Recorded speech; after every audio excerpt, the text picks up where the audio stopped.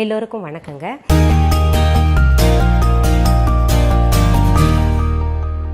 இந்த வீடியோ பதிவு நான் எதற்காக பதிவிடுறேன்னா, இந்த 100% நேச்சுரல் ஹேர் டை பற்றி நான் சொல்லியிருந்தேன் இல்லையா, அதில் நிறைய பேருக்கு நிறைய சந்தேகங்கள், நிறைய குழப்பங்கள், நிறைய கேள்வி கேட்டிருக்கீங்க. அதை கிளியர் பண்ணணுங்கிறதுக்காக இந்த பதிவை நான் உங்களுக்கு இப்போ போடுறேன். அதில் முதல்ல என்ன கேட்டிருந்தீங்கன்னா, எல்லாருமே இந்த இண்டிகோ பவுடர்னால் நீங்கள் தமிழில் என்னன்னு சொல்லுங்கள் அப்படின்னு கேட்டிருந்தாங்க. நிறைய பேர் வந்து அவுரியா அப்படின்னு கேட்டிருந்தாங்க. அது அவுரி தாங்க. இன்னும் சிலர் என்ன பதிவு பண்ணியிருக்கீங்கன்னா, இந்த அவுரி இலை, அதாவது இந்த இண்டிகோ பவுடர் வந்து நாங்கள் ஏற்கனவே பயன்படுத்தியிருக்கோம், இதில் எந்த நிறமும் வரலை. ஆனால் இந்த அவுரி பவுடர், அதாவது இண்டிகோ பவுடர் பார்த்தீங்கன்னா நிறைய இருக்குங்க. அதில் அதாவது முதல் தரம், 2வது தரம், 3வது தரம், கிட்டத்தட்ட 7-8 தரம் பிரித்து வச்சுருக்காங்க. இதில் எப்படி தரம் பிரிக்க முடியும் அப்படின்னு நீங்கள் நினைப்பீங்க. வெறும் இலைகளை எடுத்து நிழலில் உலர்த்தி வச்சுட்டு அது அரைக்கிறது ஒரு தரம். அப்புறம் பார்த்தீங்கன்னா அதையே வெயிலில் காய வச்சு அரைக்கிறது ஒரு தரம். இன்னொன்று பார்த்தீங்கன்னா உங்களுக்கு அதுக்குன்னு ஹீட்டர் ரூம் இருக்கும், அந்த ரூமில் காய வச்சு அரைக்கிறது ஒரு தரம். அப்புறம் கழிவுகள் எல்லாம் சேர்த்து அரைக்கிறது ஒரு தரம். அதாவது தண்டு, இலை எல்லாமே இருக்கும் இல்லையா, அது வேஸ்ட் பண்ணாமல் அதெல்லாம் சேர்த்து அரைக்கிறது ஒரு தரம். அப்புறம் பார்த்தீங்கன்னா இந்த ப்ரௌன் கலர் வர்றதுக்கு அதில் இன்னும் சில பவுடர்ஸ் நேச்சுரலாகவே சேர்க்குறாங்க, அதெல்லாம் பார்த்தீங்கன்னா ஒரு தரம். இப்படியே பார்த்தீங்கன்னா அந்த லிஸ்ட்டு நீண்டுக்கிட்டே போகுது. நான் வாங்குறது பார்த்தீங்கன்னா முதல் தரம் வாங்குறேங்க.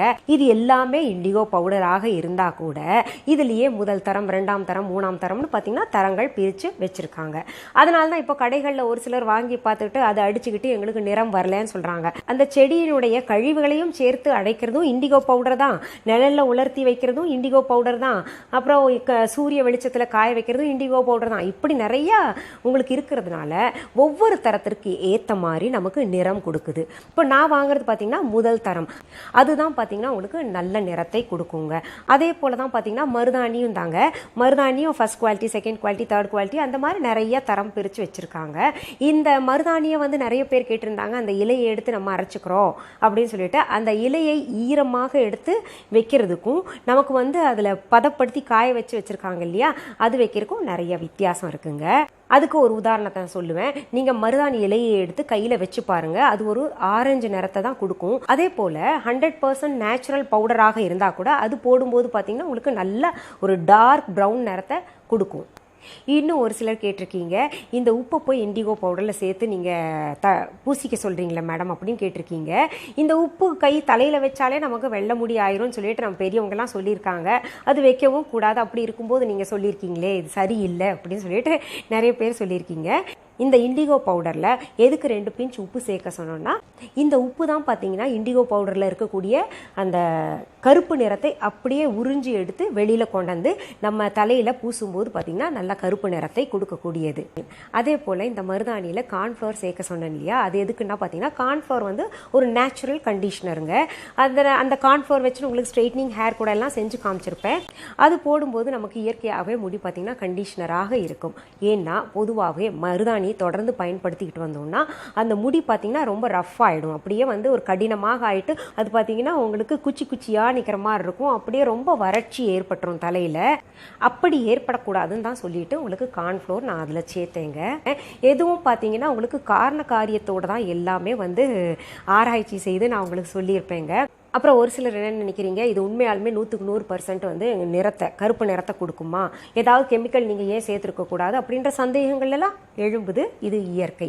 நானாக இருந்தால் கூட அப்படித்தான் நினைப்பேங்க. ஒரு உண்மையை தெரிஞ்சுக்கோங்க, நீங்கள் எப்போவுமே நமக்கு கிரே ஹேர் இருக்கும்போது நம்ம கெமிக்கல் டை போடுறோம் இல்லையா, அந்த கெமிக்கல் டை போடுறதுனால அது நம்ம ஃபர்ஸ்ட் அப்ளிகேஷன் இந்த நேச்சுரல் டைக்கு வரும்போது அது வந்து எடுத்த உடனே நமக்கு நிறத்தை தராதுங்க. அந்த கெமிக்கல் டை வந்து கழுவ நாளடைவில் வந்து போயிடும் இல்லையா, போனதுக்கு பிறகு தான் பார்த்தீங்கன்னா இது போய் நமக்கு செட் ஆகிக்கிட்டு அப்புறம் வந்து கலர் கொடுக்க ஆரம்பிக்கும். இன்னும் சொல்லப்போனால் ஒரு 2-3 அப்ளிகேஷனில் இந்த ஹேர் டை நான் சொன்னபடி நீங்கள் அதில் போய் பார்த்தீங்கன்னா 100% நேச்சுரல் ஹேர் டை எப்படி அப்ளை பண்ணுறதுன்னு சொல்லியிருப்பேன் இல்லையா, எதோட என்ன கலக்கணும்னு சொல்லிட்டு நான் சொன்ன முறைப்படி நீங்கள் செய்துட்டு வாங்க. இது கூட பார்த்தீங்கன்னா உங்களுக்கு எடுத்த எடுப்புலையே அவ்வளவு கருமையான நிறத்தை தருமானா கிடையவே கிடையாது. ஒரு 2-3 அப்ளிகேஷனுக்கு பிறகு தான் பார்த்தீங்கன்னா நிறத்தை போக போக அப்படியே கருமையாக வந்துக்கிட்டே இருக்கும். இதில் ஒரு சிலர் கேட்டிருந்தீங்க, இதில் வந்து சைடு எஃபெக்ட்ஸ் உண்டான்னு சொல்லிட்டு. சைடு எஃபெக்ட்ஸ் கிடையாது. கிடையாது. இது 100% மூலிகை. மருதாணியும் ஒரு மூலிகை, இந்த இண்டிகோவும் ஒரு மூலிகை. அப்படி இருக்கும்போது அந்த மூலிகையால் உருவாக்கப்பட்ட நேச்சுரல் ஹேர் டை தாங்க. இன்னொன்று, நான் சொன்னது பயன்படுத்தினா சைடு எஃபெக்ட்ஸ் வரவே வராது. குழந்தைங்க கூட இப்பெல்லாம் பார்த்தீங்கன்னா உங்களுக்கு 8 வயதுல இருந்தே நிறைய பேருக்கு கிரே ஹேர் வர ஆரம்பிச்சது. அது ஃபேமிலி ஹெரிடிட்டி, அதுக்காக வருத்தப்பட வேண்டாம். இது போன்ற இயற்கையான ஹேர் டையை அவங்களுக்கும் பயன்படுத்தலாம்.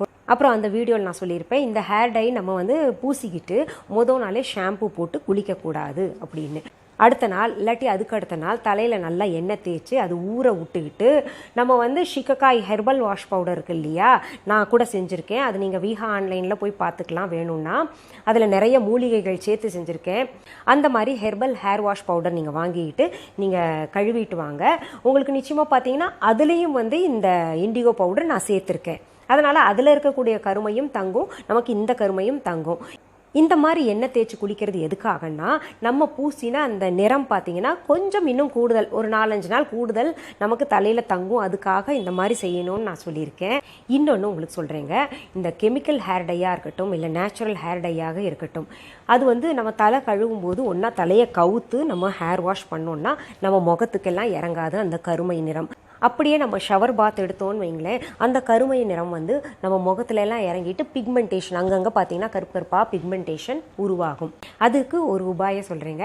நம்ம தலை கழுவுறதுக்கு முன்னாடி நல்லெண்ணெய் இல்லாட்டி விளக்கெண்ணெய் இல்லாட்டி தேங்காய் எண்ணெய் 3ல் ஏதோ ஒன்று உடம்பு முழுக்க பூசிக்கணுங்க.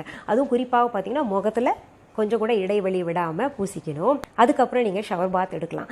இப்படி ஷவர் பாத் எடுக்கிறனால நமக்கு ஒன்றும் ஆகாதா மேடம் அப்படின்னு நீங்கள் கேட்டிங்கன்னா நிச்சயமாக ஆகாது. இப்போ தாமரை இலையில் பார்த்தீங்கன்னா தண்ணி பட்டு அப்படியே தெரிக்கிற மாதிரி நம்ம இந்த எண்ணெய் பூசுறதுனால அந்த தண்ணி படுறதுனால பார்த்தீங்கன்னா பட்டு அப்படியே தெரிக்கும். அந்த ஹேர் டை தண்ணியாக இருக்கட்டும் எதுவாக இருக்கட்டும் அப்படியே பட்டு தெரிக்குங்க. இதில் பார்த்தீங்கன்னா உங்களுக்கு என்னுடைய சஜஷன், நான் எல்லாம் பார்த்தீங்கன்னா விளக்கெண்ணெய் இல்லாட்டி கடுகு எண்ணெய் பூசிட்டு குளிப்பேன். காரணம் என்னென்னா அது டென்சிட்டி கூடங்க.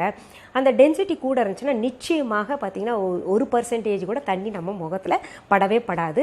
இன்னும் சொல்ல போனால் நம்ம உடம்பு முழுக்க அந்த மாதிரி எண்ணெய் பூசிக்கிட்டு குளித்தோன்னா நமக்கு அந்த பிக்மெண்டேஷன்லாம் கை காலில் இந்த டேன்னு சொல்கிறோம் இல்லையா, அந்த டேன் பார்த்தீங்கன்னா பெரும்பாலும் ஒரு குறிப்பிட்ட வயதுக்கு அப்புறம் அந்த டை ஹேர் வாஷ் எடுத்து பார்த்தீங்கன்னா கையில் டேன் வருது, அப்புறம் முகத்தில் பிக்மெண்டேஷன் வருது. கையிலையும் வர்றது பார்த்தீங்கன்னா பெரும்பாலும் சூரிய ஒளிக்கதிர்களில் நிறைய பேர் நடந்திருக்கவே மாட்டாங்க, சூரியனையே பார்த்துருக்க மாட்டாங்க. இருந்தால் கூட பார்த்தீங்கன்னா டேன் எல்லாம் இருக்கும். சரி, உங்களுக்கு இருக்கக்கூடிய சந்தேகங்கள் அனைத்துமே தீர்ந்திருக்கும் நம்புறேன். மீண்டும் அடுத்த எபிசோட்ல வேற ஒரு நல்ல தலைப்போட உங்களை நான் சந்திக்கிறேன். அது வரைக்கும் நன்றி, வணக்கம்.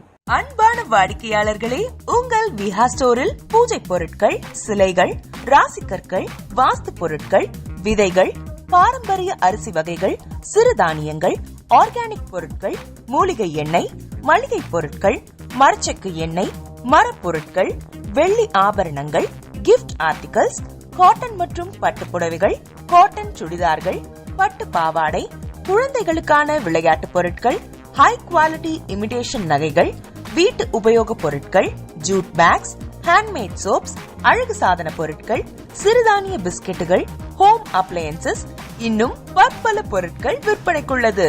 விஹா ப்ராடக்ட்களை நீங்கள் வாங்க விரும்பினால் அது எங்களுடைய viha.online வெப்சைட் மற்றும் சென்னை ராஜா அண்ணாமலைபுரத்தில் உள்ள எங்கள் விஹா ஸ்டோரில் மட்டுமே கிடைக்கும் என்பதை தெரிவித்துக் கொள்கிறோம். வேறு எந்த ஆன்லைன் வெப்சைட்களிலும் விஹா ப்ராடக்ட்கள் விற்பனைக்கு கிடையாது என்பதை நீங்கள் கவனத்தில் கொள்ள வேண்டும். எங்கள் விஹா ஸ்டோரின் விலாசத்தை கண்டறிய கூகுள் மேப்ஸில் விஹா ஸ்டோர் என்று டைப் செய்தால் வழியை கண்டறியலாம். www.viha.online வெப்சைட்டிலும் விஹா ஸ்டோரின் அட்ரஸ் உள்ளது.